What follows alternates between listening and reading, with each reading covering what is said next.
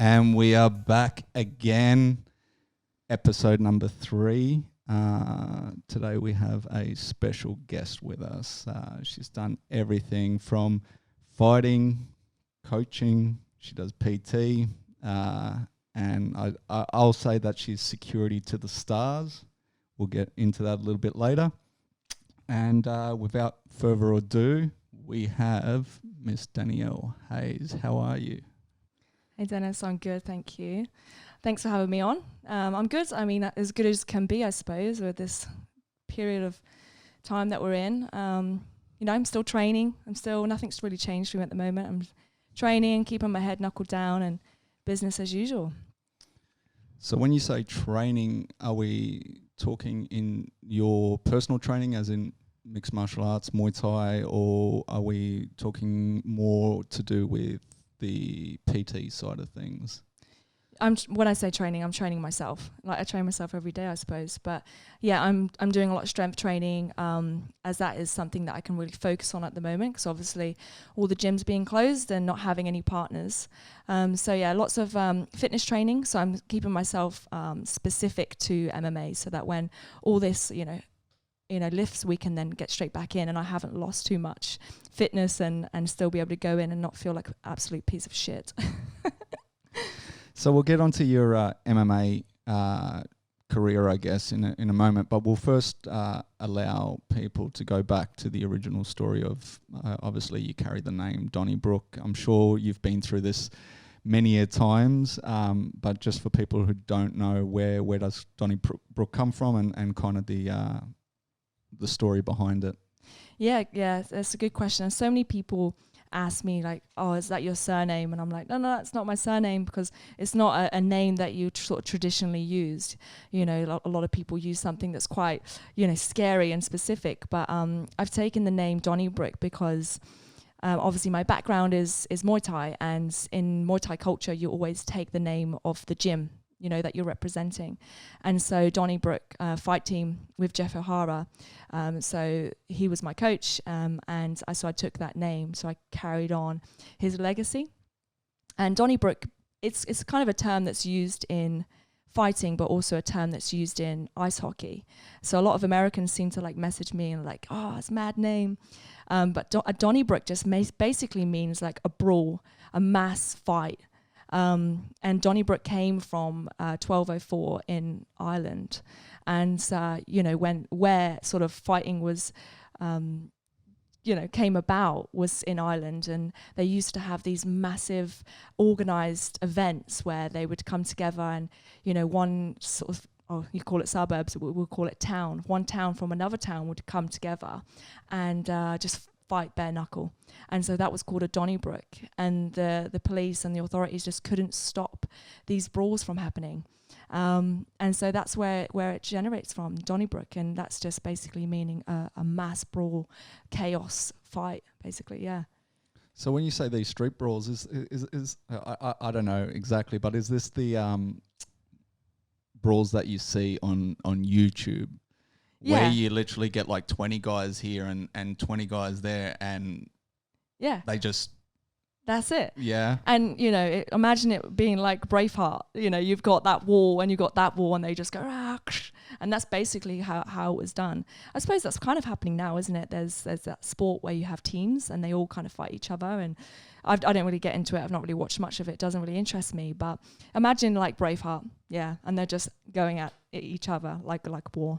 Yeah. So you obviously say that your background is Muay Thai. How did you originally get involved with that? I was really young. I was 14 when I started Muay Thai. I lived in a really small town called Paignton, for all of those that are listening. It's a very, very small seaside town. And I had a friend that was doing, she called it kickboxing at the time, like fitness kickboxing. And she said, oh, you should come, you should come along. And at the time, I was definitely, I would say, like a little bit lost. I was a little bit unsure of, what I wanted to do. I was unsure of who I really was. I think everyone at that age is. They're a bit confused. And I knew that I wanted to do something that would keep me focused. I felt that at that time I was kind of bumming around the streets and actually getting into street fights. Unfortunately, it's kind of sad to say, but that's where I was in my life. And I knew that it was bad. So when she said, come do this training and, you get to learn how to fight, but it's for fitness.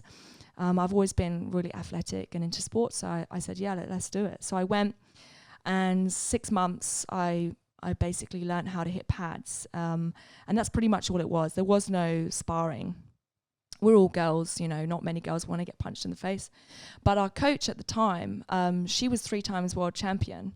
Karen Uzi is her name. And as a kid, I just looked up to her. I had so much respect for her and what she'd done.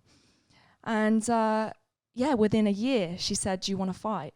And I was such a kid that was so interested in doing everything. I wanted to try everything. And if it scared me, it was even more exciting. And I was like, yeah, I'll fight. So my first fight was in Penzance. And it was the hardest fight of my life, genuinely. Like it was, I don't think I'll ever feel like that again. One, I had zero training for it because I hadn't been sparring. I didn't know what it was like to get punched in the face over and over. And two, I was a kid, and I was fighting this girl that was 18 with like tattoos all over her arms. And so kind of imagine yourself in like a movie where you're like, what have I just got myself into? And then like halfway through, she's in the corner like chuckling, doing this like nervous laughter because she also felt like, God, this is really bad. My hair fell out, my mum's crying in the crowd, my sisters are screaming. And it was like I was on the streets having a fight. Like it wasn't technical at all. And I've actually still got the DVD for that. And I haven't looked at it for probably about 10 years because it's terrible.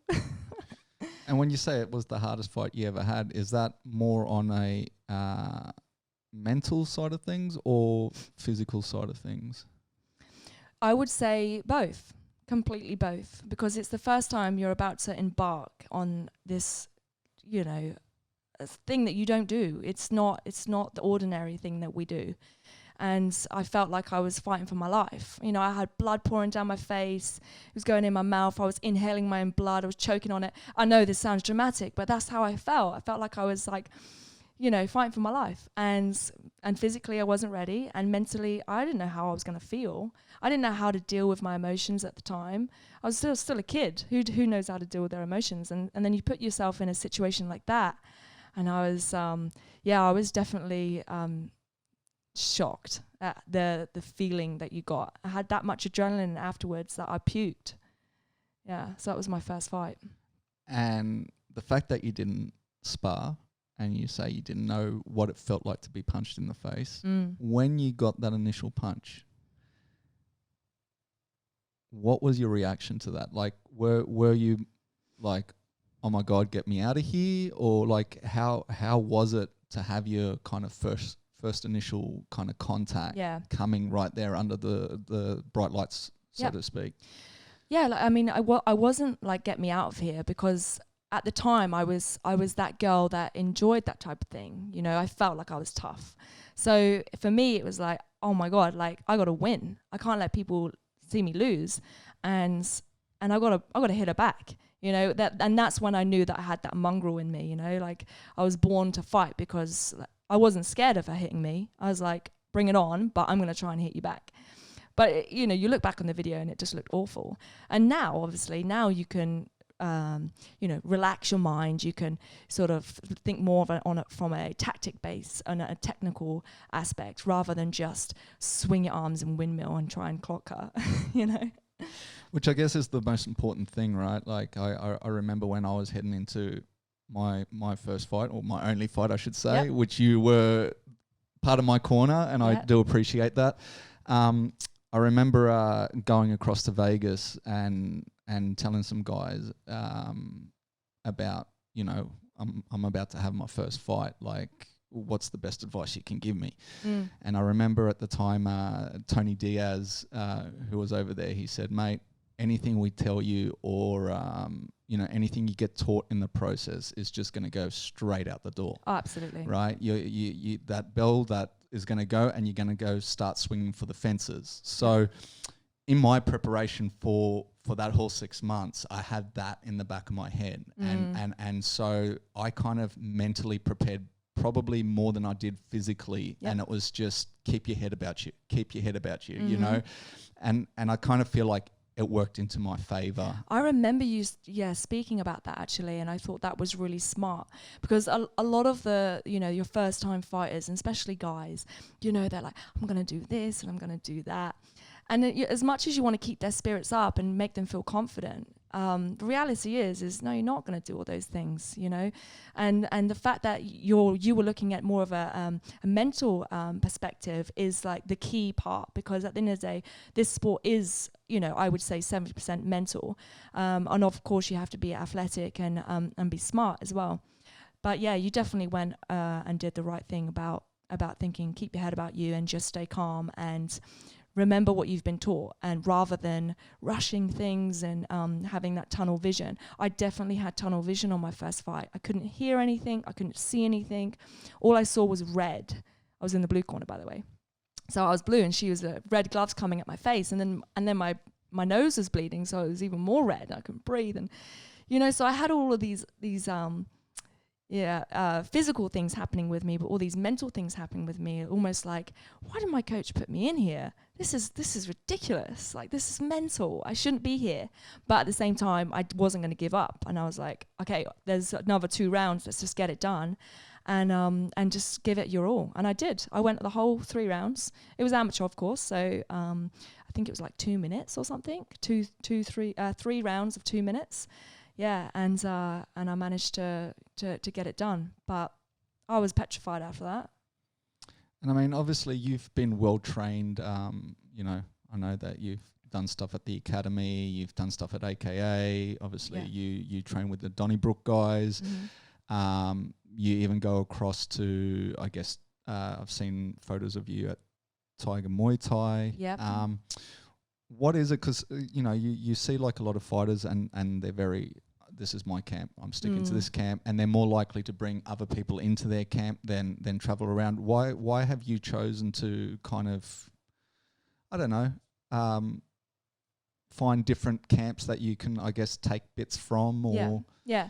Well, I mean, sometimes it's not out of choice. I mean, sometimes it's necessity. I've not really had...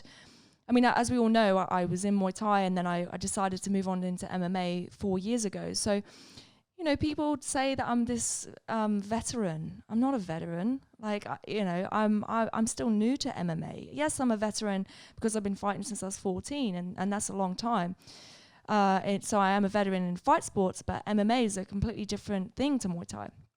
And, you know, I was at the UFC gym, and I took that to my advantage, and I thought, you know, this is the place that I can learn. And we had some great coaches there, but there wasn't a solid gym where you could fight out of. Like, I couldn't actually fight out of the UFC gym, nor did I want to, but it was just, we had to rally around and get the people that were interested in fighting and pull us together every single day. And that's hard work. You know, when you've got an actual, you know, a residential gym with an owner that is, you know, paying their bills, and they want to help fighters, and they're, you know, always in your corner, they're always going to be there. And I didn't have that. I had to just rally around and get the people that I had, and the people that had the best interest in me, and they were there for me for that first amateur fights in Vegas. But yeah, so now it's a case of, it's a necessity for me to move around, to find, to connect with other fighters, and also to find what style I want, because each coach has a different style. Each coach has a different thought process on how you should fight and how you should train. And so I kind of just steal a bunch of ideas and then I hybrid that into my own style. Tiger Muay Thai has been a place that I go because I love Thailand, and Tiger Muay Thai is not for Muay Thai for me. The MMA is good there. I wouldn't go there for the Muay Thai. It's a little bit too commercial, but I like the MMA side of things there. And they just grind. And the thing is like, nobody knows each other there. There's a little bit of a group and a clique that, you know, they all sort of get along, and they train together, and they're there and they live there. And the people that live there, they all, you know, stick together and they're in their little bubble. But the rest of them, they don't know anyone. So you'll go for a sparring and people want to knock your head off. It's like they want to knock you out. And so when I'm there, I know that I'm going to get super hard training. Sometimes a little bit dumb, you know, slip in and slide in, the sweat, and, you know, it's dangerous. The amount of times I've turned my elbows inside out is a joke there. But I love it. I love the heat. I love meeting new people. The Hickman brothers there are really good wrestlers. And so I learned really good wrestling there. And I just sleep, eat, train, and just repeat that over and over. And it's just the thing that I love doing. And sometimes I don't even come back like a better fighter. Sometimes I don't, because it's not like you can sit down and pick apart all the training and all the concepts that they have. It's just like get in, train hard, get out. It's a bit like that, you know? So what I'm lacking is that sort of sit down and discuss techniques and discuss defense and game planning. And that's the thing that I don't have right now. So yeah, that's why I kind of dot around a little bit, because I'm constantly trying to seek out some advice, I suppose. Yeah. And you obviously mentioned you enjoy going over to Thailand, and I find that Thailand's a weird one, right? Because it is like this little country. Yeah. But a lot of fighters go there. And it's kind of like a hot spot. Is it more to do with just the culture and the fact that you are taking yourself away from your everyday life and doing that, or are they have they got better training techniques? Yeah, I mean, for Tiger Muay Thai, and Tiger MMA, I believe that the coaches there are great. They truly are great, and that's the reason I go there, is because it's new. Like you say, you're taking yourself out the usual daily routine, and it's new, and you're like on holiday, and then you're training, which is something you absolutely love, and you get to eat super cheap, and you get to go to the beach, and you don't have to think about work. It's paradise. That's what it is. It's paradise. And I'm jealous for the people that live there. But at the same time, I'm also like, but I know that they're struggling. They struggle. Like, they have to fight to make their money so they can pay their rent and eat their next meal. And I suppose that I'm at an age where I'm not really wanting to do that. You know, I think that I want to do it, and then I actually really delve deep and I go, do I want to struggle at 31, not being able to find my next chicken and rice meal, you know? Whereas that's what they're doing, and they're 20, 19, 20, 21. And probably back then I would have done it, 100%. I would have lived there. But I've been going to Thailand since I was 19. So for me, if I can go every year, that's enough. And I go for a month and I'm ready to leave. And then, you know, 6 months later, I might go again.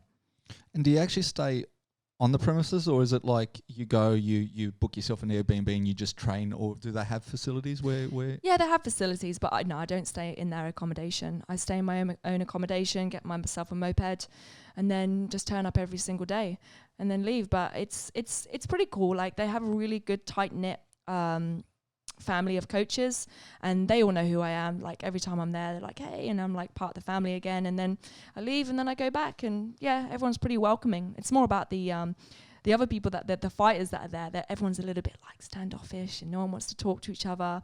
But I try and break that shit out of people, you know. I hate that, like, we're about to spar and everyone's super serious, you know. And you've got a few people there that break it out of people, where they're just like trying to be silly and they're just having fun. And that's what it should be about. You know, it should be like that. So often sometimes I've left and I've been like, oh man, I didn't really make much connection with anyone. But now it's because I make an effort. I make the connections, you know, and then that's what always brings me back, is because I know the people that are there, living there, and I'm like, I want to go see those people again. And you made the transition at what age from Muay Thai to MMA? When I was 27. Okay, so old. 4 years ago. Yeah, 4 years ago. And what was the reasoning behind that? I think that Muay Thai, I wasn't the best Muay Thai fighter, like authentic Muay Thai fighter. You know, I still look back and I feel sad that, you know, I didn't get, you know, some belt, and I didn't win, you know, some massive trophies and have that as like my career and my legacy. And Muay Thai for me, I think, was coming to an end, and it kind of plateaued a little bit. I wasn't learning anything. And that's the thing with Muay Thai. You get to a particular point, and either you grow and you seek out other coaches or you stay where you are. And I wasn't growing because I wasn't seeking out any other coaches. I was staying loyal. And then I was working at the UFC gym, and someone started teaching me how to box. And then I realized that there's so much more to boxing than there is Muay Thai hands. And I was like, why am I punching a Muay Thai like a Muay Thai fighter when I could punch like a boxer and actually knock somebody out? You know, like I felt like there was just so much more to it, and I got super excited. And then my style started to change into more of a K1 fighter. I like to think so, but maybe not. But I wanted to hit more boxing. And obviously, as you know, in Muay Thai, boxing isn't scored very high, whereas kicking and knees and clinching is scored super high. But I just wanted to box people's faces off. And then my coach was mad at me, and he's like, you got to stop, you got to be authentic, you got to be more Muay Thai. And then there was this parts of Muay Thai that I just felt were not smart, you know, not smart. And I just wanted to be a smarter fighter. I felt like that's what I was lacking. Yeah, I can go in and bang. Yeah, I can slug it out for, 5 rounds. But I wanted to be able to know that you can put anyone in front of me and I know what to do. And so boxing was like this big light bulb went off, and then I decided I'm working at the UFC gym. How about I just go into something different? And so obviously MMA came about, and I got offered my first fight, and I jumped at it. I'd been training like 6 months, maybe jiu-jitsu for 6 months. And I said, yeah, I'll do it. So your first fight, was that here, or is this when you went across to Vegas? Yeah. So my coach, Jeff, he's got a couple of friends that live in Vegas, and they were just calling out and saying, anyone, flyweight, female, want to fight on this card. And so he said, do you want to do it? And obviously it wasn't paid because it was amateur. And I said, yeah, I've got enough money, like, let's just go. And so I prepared myself for, I think I had 6 weeks for that fight. And I fought a girl called Cheryl Zalahar. I think that's how you pronounce it. And then I knocked her out within the first round. But that trip was I was so grateful for. That was what really made me go, this is what I want to do. And obviously going to Vegas, the capital of fighting, it was a big jump, like massive step. But I jumped at the opportunity. I was like, why not? I've got the money, I've got the time, I've got the people around me. And it felt right. And so I went, and I had my 2 coaches, and we literally did it in 3 days. I went, I cut weight, I fought, and I came back the next day. So it was a pretty hectic trip. Well, was it just the one fight, or I thought it was like a tournament style thing where it was multiple fights? Or yeah, and that came about afterwards. So then as soon as that happened, they were super happy. I got fight of the night. And again, all this is at amateur level. But I really wanted to then pursue, and they came back to me and said, we've got this tournament, we'd like you to fight in this tournament with I think it was 6 girls, like a round robin, I think it is, and you will get an Invicta contract. So Invicta, the promotion for females. And I knew that was something that I would definitely take, and I would grab that. And so we decided to go again, and that was 3 months after. So I had 3 months, and then I went back to Vegas again, and I fought on the same promotion, and I won again with Amanda. What was her name? Damn, this is terrible. Amanda's fine. Amanda. And I won that fight, and again it was a slug. Like it was a 3 rounds. Oh, it was 5 rounds. Sorry, 5 rounds. And I remember not knowing it was for 5 rounds. Right, so I went, and we prepared for 3 rounds because amateur. And somehow I got in the cage, and they're like, all right, so we got this 5 round bout. And I turned and I looked at my coach, and I was like, what? And he's like, no, there's no surprises. You're good. No surprises. And he always says that to me. And I don't know if he actually knew it was 5 rounds and he didn't want to scare me, but yeah, no surprises. You're going to be good. And so, yeah, I did the fight, and it was more of a stand-up fight. There was a little bit on the ground, but not much. And then I won that. And and then that's when the tournament started. So then I was on to the next round. Went back again. I think I had like 4 months. in Sydney to prepare. So I knew I was going back in 4 months. And then obviously 8 weeks prior, I started to ramp up my training and fought a girl called Kavehe. And she was Hawaiian girl. And yeah, that was a 3-round match. I won that as well. So it was all for the same promotion. I kept winning, and it was all amateur. And that's, I think, where the misconception is that, like, I'm a veteran. I'm not a veteran. I fought amateur in Vegas, which was an amazing opportunity. And yeah, I'm not trying to downplay it. Like, I still had to train the same way as you would a pro, and I still, you know, fought my heart out. And I think that knowing that I can get on a plane and spend a day in a country, you know, and then have a fight, cut weight, have a fight, and then come back. Like, it's pretty intense. It's a very intense way of doing things. As you know that most fighters go to a different country and they might go 2 weeks prior their fight just to acclimatize and get their sleep pattern right. And I didn't have any of that. There was sometimes where I was like falling asleep midday and I would have to fight that night. I'm like, wow, how am I going to keep myself awake? So yeah, so all the odds were a little bit against me when you have to go within a 3-day period. But I managed to win, and it was a success. So was there ever a point where I guess you just thought, I've got 3 fights coming up in this tournament, why don't I just stay over here for a little while rather than doing the journey back and forward? Like, was that ever a thought process? So that's what happened. I realized that it's probably best for me to try and stay in America because I knew the next fight was coming up. So that's when I then said, all right, I'm going to go to Syndicate. But it was a point in my life where I decided that maybe Australia wasn't the place where I wanted to live. So I called up John Wood in Syndicate, who I rate as a very good coach. And he said, yeah, come over. We'll help you get a job. I can't promise anything with a visa, but come over on just a standard ESTA visa, which is, you know, your holiday visa. And obviously I still had it running because of all the fights I had to go over for. And so I was like, yeah, I'm coming. I'll be there in a month. So I went, I think it was sometime in November 2017 or something like that. And yeah, I'd only been fighting for a year. I'd had 3 fights in the space of 11 months. So that's pretty good going. And I thought, all right, it's time to take to the next step. Went over to Vegas. I lived with a couple of friends there. And then, unfortunately, I'd kind of fallen in love with, my current boyfriends. And it was so sad, like, not to be with him. So he came over in, 3 weeks. He had to come over, couldn't leave, you know. So I was there for maybe 2 months.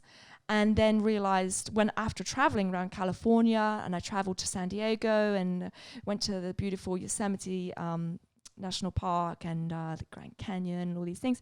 And then I had to go back to Vegas, and I was like, I don't really like it here, hey.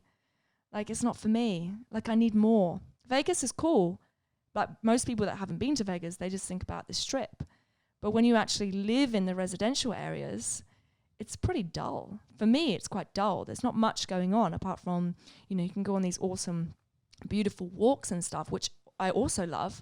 But I just felt like I wasn't gelling with the place very well. And it was just after the shootings. Do you remember the shootings that happened in the hotel? The Mandalay Bay? Mandalay Bay shootings, yeah. It was literally 2 days after when I arrived. And the whole place was like eerie.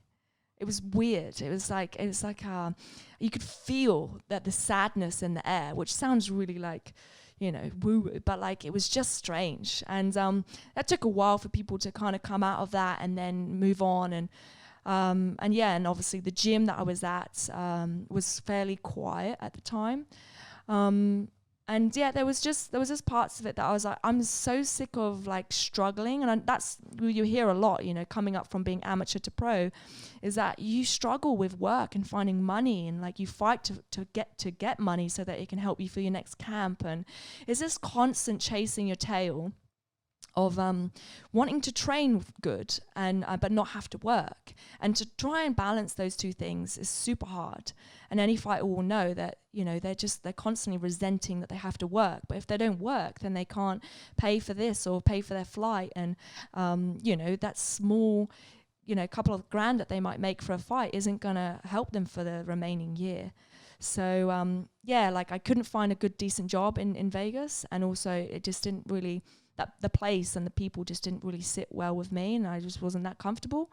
And then obviously, like I said, I was in love, and I decided that I'll just go back to Australia and just try and figure it out. And I've still been trying to figure it out. But you're now staying in Australia, right? Yes. It's funny what love can do, right? I know. But so with the tournament, you went all the way through to the finals on that one, or?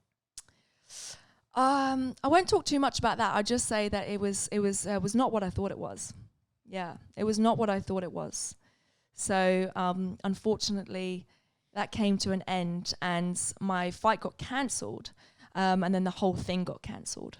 And that was to do with the promoter just having some personal issues going on. So yeah, that just got stopped, and in a way, I thought that it's probably best, because it didn't seem as legit as I thought it was.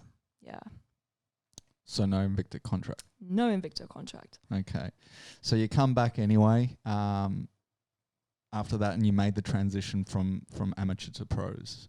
Yeah, I did. That was the step where I was like, okay, let's fight pro, because no amateur would fight me. And that's because of my Muay Thai background. So you've got these, young girls that are coming up, but they were like, no, don't want to fight Danielle. And that was kind of like it was good, because I felt like, I must be a good fighter. But at the same time, I was like, well, it's not, because now I'm not fighting. And I just stayed idle for ages. And then I finally got a fight, and I took that fight, and that was in Brisbane. And unfortunately, Caitlin was her name, and I lost. And that, I think, comes down to ignorance. It came down to ignorance of me just going, I'm just going to keep doing what I've been doing my last camps. My striking's good. I'll just be fit. And then all of a sudden, I'm snap bang in a armbar, and it was tight, and I had to tap. She broke my elbow. Yeah, so that was my first pro fight. And I seeked out a little bit of help from a few people that I know in the community, and some managers for MMA. And he said, look, let's get you some decent fights. I'm going to manage you. I'm probably going to be able to get you a Bellator contract. But just keep your head down and start working on your jiu-jitsu and wrestling. And I was like, all right, sweet. So I did. And again, I always had these complications of, struggling with work, trying to have a full-time job, living, in an area that doesn't have any decent gyms around. So you're having to travel an hour and a half every single training session, and then an hour and a half back. And that's after you've done, like a 10-hour job. So it's a tough go, but, it is what it is. And so I pushed and I trained, and then I wasn't getting any fights. And people get saying to me, like, when are you going to fight next? When are you going to fight? And I just look at them and go, who am I going to fight? That's the question. No one wants to fight me. And if they do want to fight me, they already have a contract. So in that moment, in that period of time, then that's when my manager's like, I'm going to put forward and get you this Bellator contract. And I was like, please do it. Because it was more so that I was getting a little bit older, and I'm starting to feel like something needs to happen now, and not because I deserve it, but just more so I'm kind of coming to the end of of it being a good idea to get smashed, smash your body. And I kept feeling my injuries a lot. And so I was like, I'm going to take it. And he promised me this Bellator contract. I promise you I'm going to get it. And I was like, sweet. So I waited and waited and waited and waited.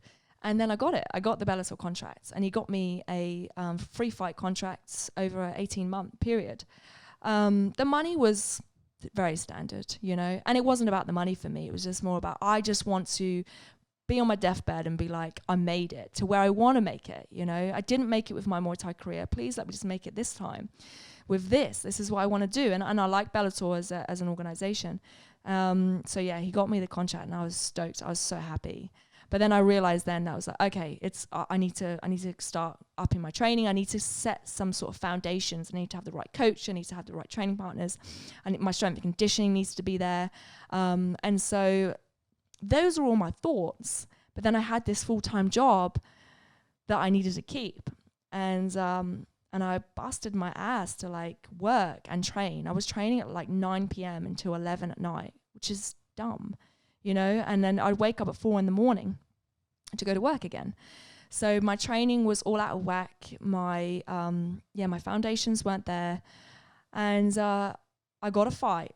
And I was like so sick and tired of not fighting that I was like, I'll take it. Doesn't matter. I would have fought anyone. I would have fought Mike Tyson right at that point, you know. I was like, I'll take it. And Chelsea Hackett came along, and I really respect Chelsea's stand-up. I think that I really like her style. And I thought, well, you know what, we're not that different, you know. And in no part of me did I think, oh, I could lose this. Like, I just knew that it would be a fun fight. And so my manager, he said, like, the Bellator contract, you know, the Bellator promotion said, yeah, you can fight as long as it's a good fight for you. And I'm like, what do you mean by good fight? Like, do you mean like for the spectators, or do you mean for me? And so he's like, you need to win that fight. And that was the pressure then. I was like, I need to win it, because they now knew that if I lost that, I was on a 2-loss streak, and I haven't even won as pro. So that doesn't look so good, you know. So there's a lot of pressure for me to win that fight. I didn't have the right training. I didn't have the right partners. And I could say all these excuses. I didn't have this. I didn't have that. But at the end of the day, it was ultimately up to me. And I felt like the training I did was just enough. But obviously on the day, it wasn't enough. Chelsea was a bit stronger, and I don't think that she beat me hands down. It was tight. I mean, at the end of the day, we went for the full 3 rounds. But yeah, you know, by the second round, I knew that she'd won that fight, and it was just a case of staying in there and just trying to keep my head up. And I lost, and I had to take it on the chin, and kudos for her. You know, she did a good job, and she's still doing a good job. And we've met recently, and we've sparred, and she's a really nice girl, and I wish her all the best. But at the same time, I'm not gonna lie, like, I would fight her again, and I would make sure I would win, because I know now how to win against her, and I know what not to do. And I've made a lot of mistakes in my pro career, and I don't want to make those mistakes anymore.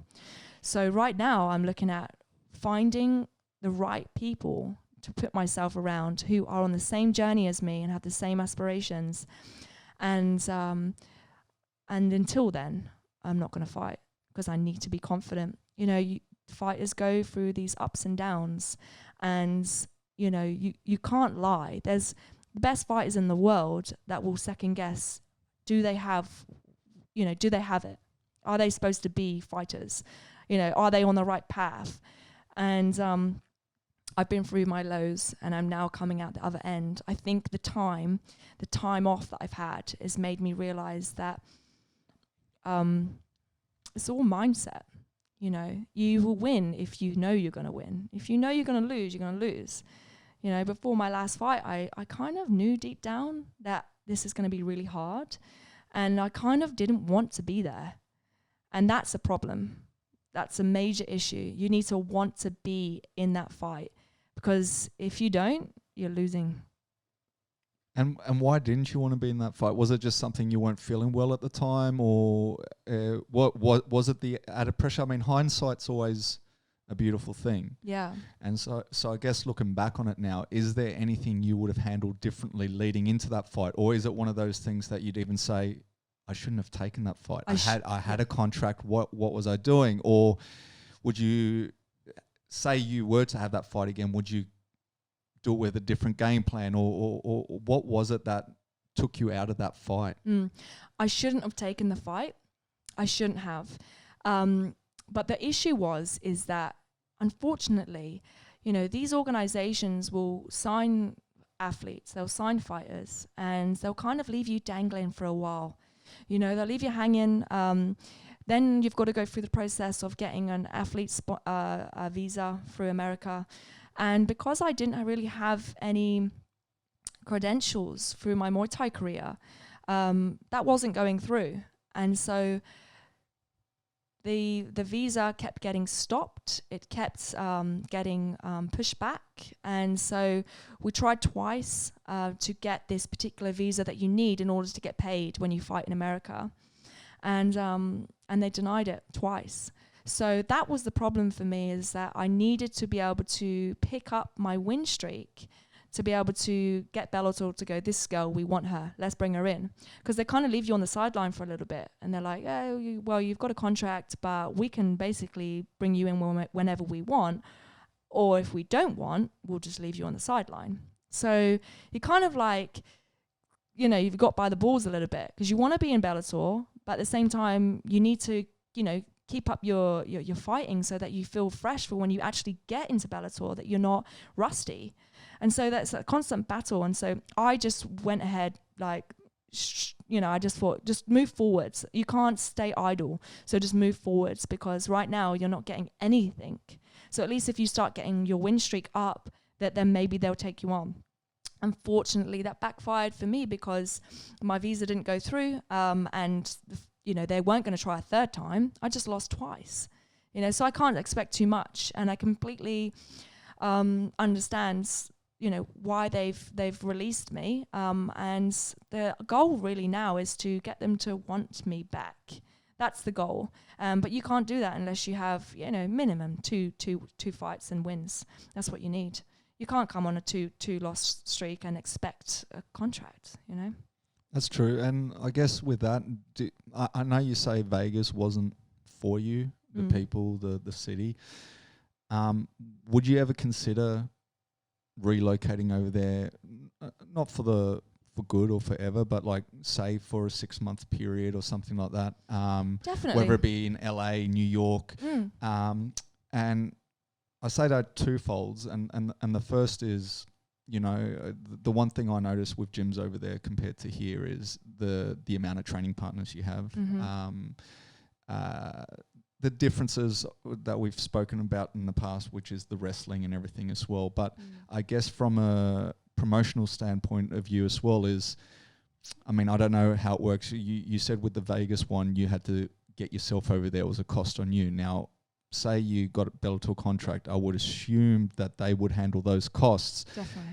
And for that, saying that, in their eyes, it would be a lot easier to put someone up in a hotel that's already over there, right, than having that extra expense flying you in from Australia. So have you ever thought about maybe just going, you know what, I'm going to give it 6 months, 12 months, and I'm going to go over there and see what happens. I'll get more training partners, you know, different training methods, and potentially I'm closer to the circuit.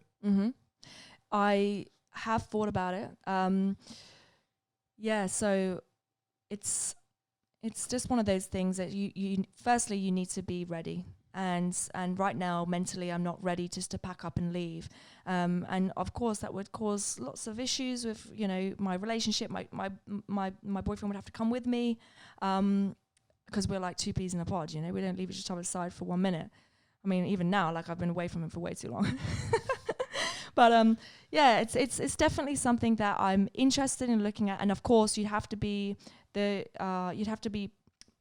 within that organization. And the fact that Bellator is mainly in America, of course they don't want to fly you from Australia when they could just pick the next girl. There's many more people like me out there. You know, I'm not one in a million.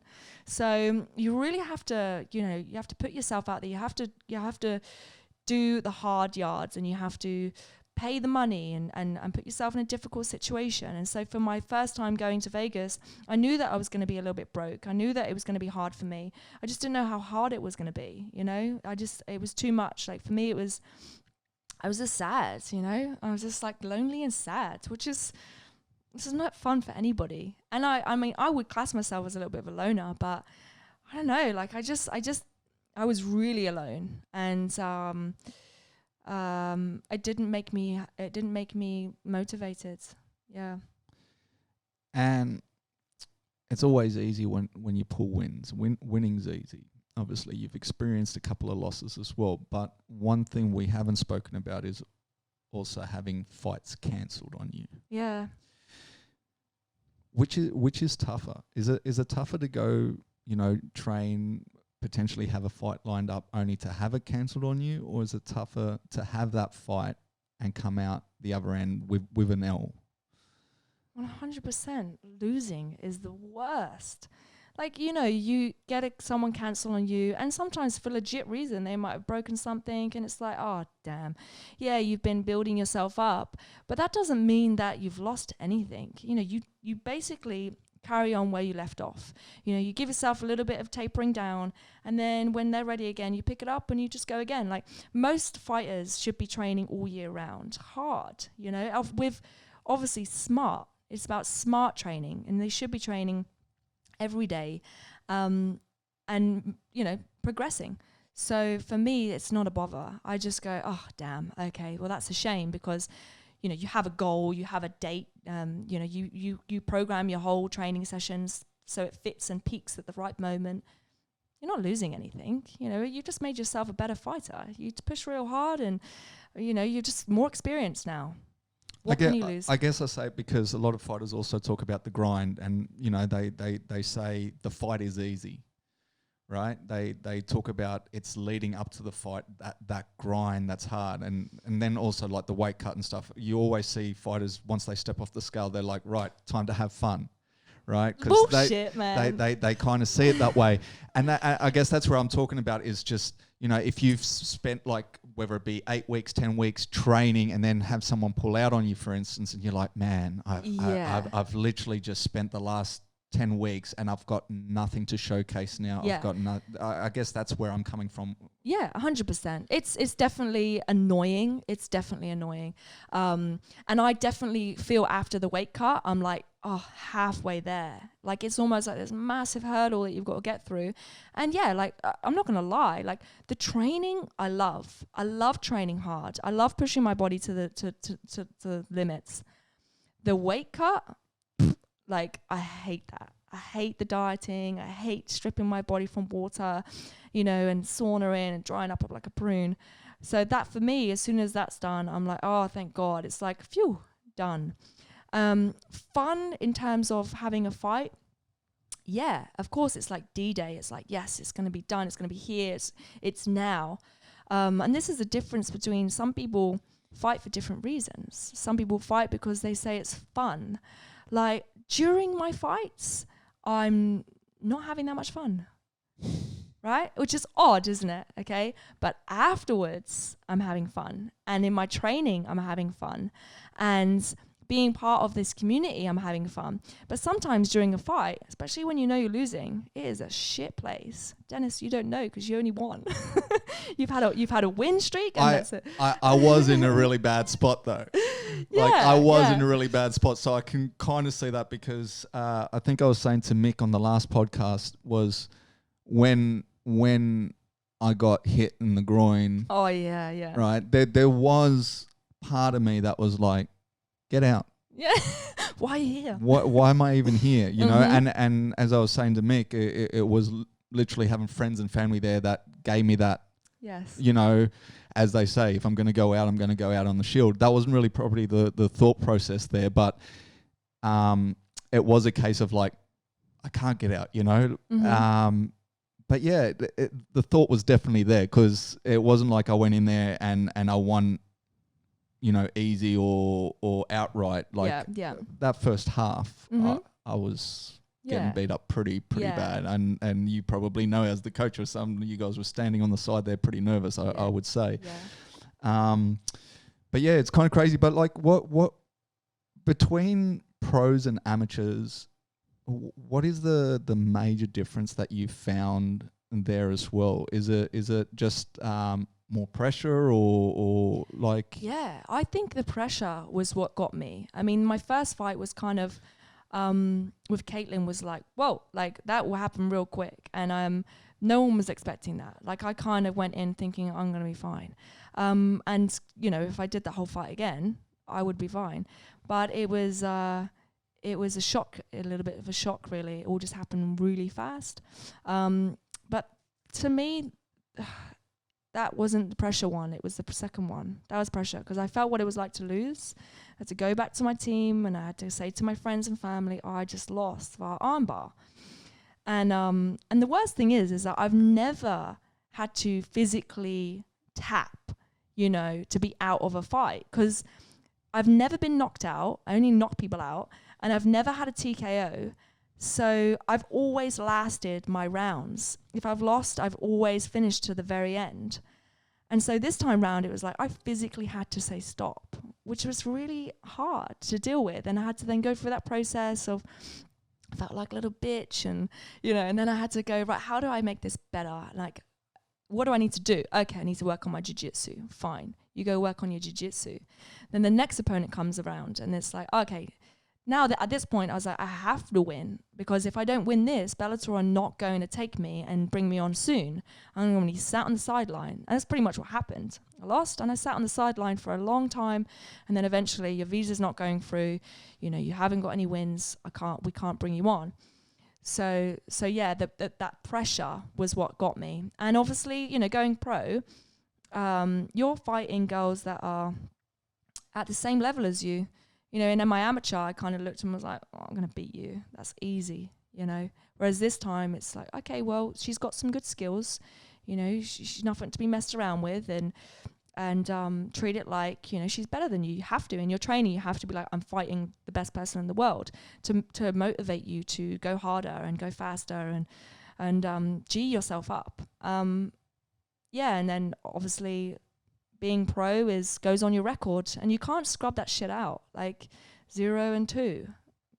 However, they are more lenient in MMA records than they are, for instance, in boxing. And that's why a lot of people talk about doing a lot of fights in the amateurs, is because your boxing record is kind of like really hard to scrub out, where, you know, even in MMA, being on a 2-fight losing streak, you know, if you bring the next 2-3 into the W column, things can change quite quickly. Definitely, and I hope so. But that's when you start to think about, okay, that's great if you're 20, 21. You know, you've got another 10, 15 years to just make it better. And I'm coming to an age, and people go to me, you're not old. And I'm like, yeah, but at some point I want to have kids, you know, and then will I want to go back into fighting after that? There's many girls that have, but not everyone's the same. I might decide that, you know, parenting is me now, and that's what I want to be. And I don't want my kid to see me getting bashed up and coming home with black eyes. And I don't know how I'm going to feel. But I definitely know that I want to be a mum, and I don't want to be an old mum, you know. And spending some time on the coaching side as well. What do you find more difficult? Do you find being the fighter more difficult, or do you find being the coach more difficult? And what I mean by that is, obviously the fighter, you're the one who's physically going in there. Yep. But I also feel like you've got a sense of control. Yep. Where on the sideline, you know you're not going to take any damage, and you can give advice, but theoretically when things are going bad, you kind of don't have control. I mean, you can yell instructions at your fighter, but if that fighter ain't responding, it's kind of... So what do you find more difficult? Do you like having that control and being in the cage? Or do you like being on the outside kind of... Yeah, it's kind of like a double-edged sword being a coach, because as much as, you know, you want them to do well, and ultimately it's up to them whether they do well or not. You know, you can give the instructions, you can, you know, you can say the right things, and if they don't perform, then they don't perform. But at the same time, you also have this like pit in your stomach where you feel guilty. You know, you feel like it was your fault that they didn't win. Could you have done something better? Could you have said something at the right time better? Could you have, you know, prepped them? You know, there's so many things that might go through your mind. And I definitely know this happens to my coach. He often, on my losses, would really feel quite guilty. And it's important, I suppose, as a coach to have that relationship with the fighter and the student. You need to be, you know, in tune with each other, and you need to be able to express how you feel, because I think there's, especially through my younger sort of years of doing Muay Thai, I lost my first Muay Thai fight, and my coach didn't speak to me for a year. So 1 year, she just didn't speak to me. Or did you not speak to her? No, she didn't speak to me. And she didn't talk to me about the loss. She didn't say what you could have done better. She didn't say anything. It was like, done. That's it. You fought, you lost, we don't talk about it, which I think is really bad. And I think that sitting down and pulling apart the loss and trying mentally get over that hurdle is what's going to help you for your next fight. And unfortunately, I haven't had that. I haven't been able to speak to anyone about my losses except my partner. And of course, he's going to say all the things to try and make me feel better. But really what someone needs to say is, Danielle, you lost because you didn't train the way that you should have, or you lost because of this, or this was shit, this could have been better. And sometimes it's a bit of tough love. And I don't get that. I don't get that. And that's probably what I need in order to grow and to be able to pinpoint what is lacking and then make it better. Yeah. Did that answer your question? Or I just go on a tangent? No, I mean, it's a good tangent to go on. And I guess it also depends on every fighter because, you see some of these other fighters and they'll get asked, have you viewed your last fight? And a lot of them, like 6 months later, they'll be like, no, still haven't looked at it. No, yeah. And other people will be like, yeah, I've watched it like 5 times already. So it's very fighter dependent. And I guess that's the tricky thing is finding, as you say, the relationship between a coach and a fighter that actually are on the same path. Because you might get a coach that doesn't really want to break down the fight and a fighter like yourself that's kind of like, I need the tough love. I need to figure out where I went wrong. But you can also have the opposite, right? Where a coach just wants to tell you and the fighter's like, I don't want to hear it right now. So it's a timing thing, definitely. Right. You have to be ready to hear it. But you do need to hear it at some point, if you want to continue. So I would say that at the moment I'm just coming out of, I thought I was coming out of it, but no, I was actually still in this sort of like bit of a rut where I was, kind of sad and I needed confidence again. And so I'm slowly coming out of it now. And wherever I go, doesn't matter what gym I go to now, I just know that it's ultimately up to me whether to seek out advice, seek out, new techniques, make my jiu-jitsu better, my wrestling better, my striking staying on point. It is up to me. I can't have a coach be like, you need to be here at this time. So I'm an adult, and if I want to make it happen, it's only me that's going to make it happen. So yeah, it's I'm going to fight again. I just need to have the foundations there. And if you don't have foundations there and you don't feel supported and you don't feel like it's the right time, don't fight. And I guess until you find the next fight, your plan was to go join the circus. Yeah. So I had this really cool opportunity that I jumped on because that's me. At the time I'm like, look, I'm going through this really sad time. I don't know where to go. I've got no coaches. And how about I do this, because then that way, maybe on the other end of it, I might be like, all right, now I know where my pathway is. We all get a little bit lost sometimes, but that's me. So so the circus came about. They're touring in Australia. They said, we'd like a security team to come on board. My partner's pretty, high-end security, does close protection and stuff like that. So he got the manager role, and I went and did my security course so I could be, with them. And it was a tour through Sydney, Brisbane, Melbourne, Adelaide, and Perth. And so we jumped on board, and it's a full year, and we did the Sydney stint, the Brisbane stint. We went on holiday. We went to Thailand, Cambodia, and Vietnam for a month. And then within that period, that's when the COVID-19 hit. And they basically just said there cannot be any more shows. I think they had their premiere in Melbourne. We weren't there for it. We were in Vietnam. And then the next day, bang, it just stopped. And so they've been stopped, and the tent's still up in Melbourne, and everyone's jobs and all the actors and all the performers and the athletes just fled back to their countries. Most of them are from Russia and America. So they fled back to their countries, and that was it. So it was kind of sad, and it was cut short for us, but it was definitely a nice experience. And I'm still in the same situation. I think it would have finished in September. So by the time, all this and the gyms open back up again, I'm pretty much back in the same time period as where I would be if I had continued. But that was just a nice little break for me. And was it a cruisy gig, or was there some sort of stories that you can take out of there as well? It's funny because you'd think it was cruisy because a family show. But actually, there's VIP all you can drink, like unlimited alcohol. So of course, people are, Aussies, they're gonna get drunk, right? So there was a few scenarios where we were in a bit of a scuffle. We had to, politely remove people from the premises. But most of it is just, I'm actually looking after the performers more than anything, so that, you know, no one can be like this, like really, you know, the fans that are all crazy for these performers, they can rush backstage and try and meet them. So they were protected more than anything. And yeah, it was a cruisy gig. I really enjoyed it, and I got to watch the show heaps of times and spend some time with some really awesome people with some amazing skill.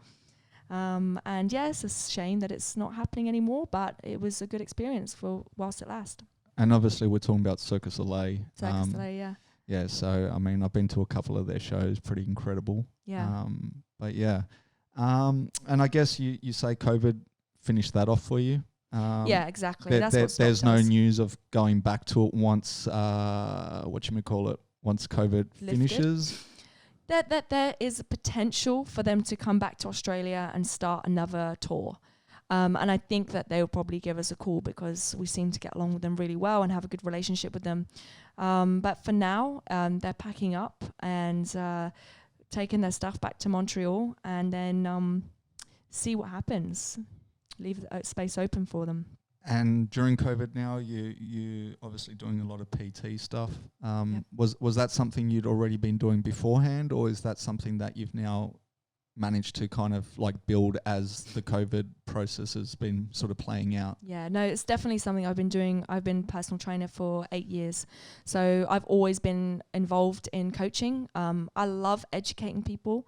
That is probably what I get out of it. I love seeing people have that light bulb moment and be like, oh, like that's what I can do with my body, and, you know, feel motivated and encouraging people to live a healthy lifestyle. So yeah, my business, Alternate Fitness, is basically, you know, come and train with me. I'm going to show you how to box, how to do kickboxing. We can show you some Olympic lifting. We can do some strength. We can do some bodyweight stuff. So it's kind of like an umbrella of a chameleon of things that I coach.